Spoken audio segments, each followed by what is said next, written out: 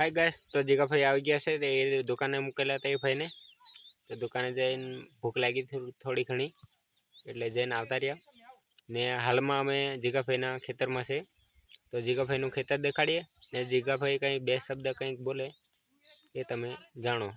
ચાલો તો દોસ્તો, તમને બધું હા મારું ખેતર દેખાડતા એમ કમ છે. આ દેખ લો, આ તુવેર લાગી રહી અને છીંડલી મક્કી છે બધી, બરાબર. અને આગળ તમને બધું દેખાડે છે. આમ હવે થોડા આગળ જઈએ.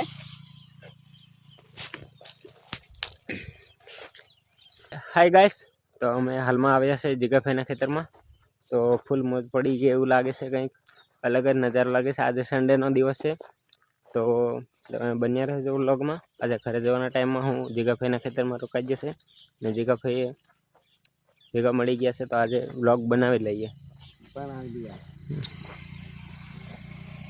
બરાબર આવી છે દોસ્તો મક્કી અમારે બધી. આના મેં જીગો ખેતી કામમાં લાગી રહ્યો ફૂલ. હમણે રેકોર્ડિંગ કંઈ કરતો નહીં.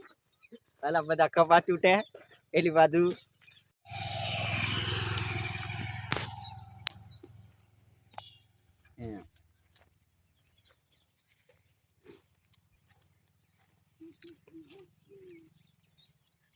કમ્પ્લીટ દેખાડતી.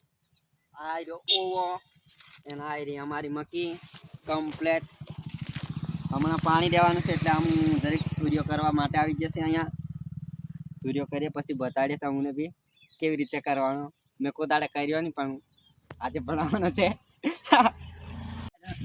હાય ગાઈસ, તો અમે લોકો ચલો હું નીકળું ઘરે જવા માટે ને જીગાભાઈ હવે થોડું ઘણું કામ કરું, થોડું ઘણું ખેતીમાં કામ કરશે ને મેં નીકળું ઘરે જવા માટે. થોડું ઘણું કામ પડ્યું છે પેન્ડિંગમાં, તો હું નીકળું.